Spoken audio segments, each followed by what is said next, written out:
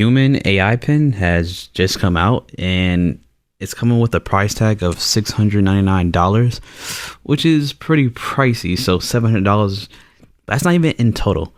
It's $700 plus a subscription to like the cell service and everything for this thing to properly work correctly, which is additional like $25 to $30. So it's about $725, $730 give or take, right? Actually, that's not even the worst part. It's $730 plus taxes, of course, right? But you know, this little pen that you clip to your shirt, it seems pretty cool. Like it seems like it's somewhat convenient for a niche audience. So it basically clips to your shirt and it can project things from its little projector that's built in, as well as it can see the world around you. So there's like clips where people are asking it, hey, I mean, these chips nutritious? What's the calorie count of this? You know, like, what should I pair with this? Or it'll look up a building, it'll tell you like a building. I can really see this pen really being good for somebody who is like visually impaired, somebody who doesn't necessarily have all their vision or all their hearing, or just maybe just need some help on a day-to-day to be kind of more independent with living.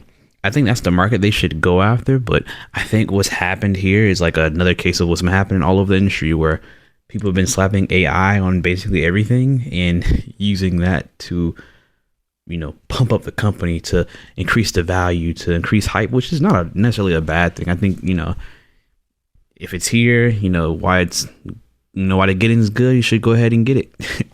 And they're definitely using that to its advantage. But in reality, what I'm seeing from a lot of these reviewers and people using it doesn't seem to really be a real replacement for like your phone.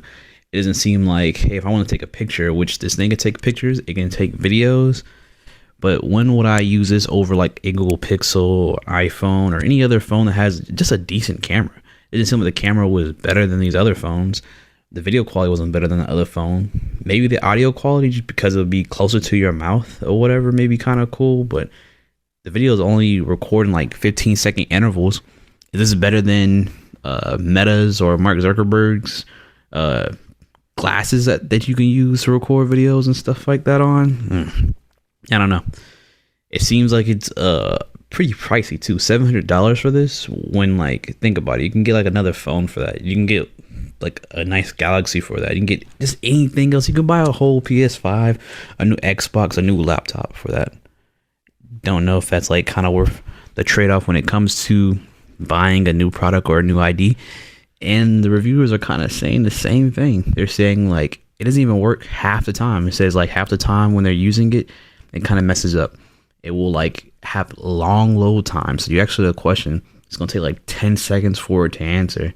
And versus your phone, like you type in something to Google, or you just be like, hey Google, and you talk to it, it's gonna take considerably less time for you to say something and it to respond than the actual device does.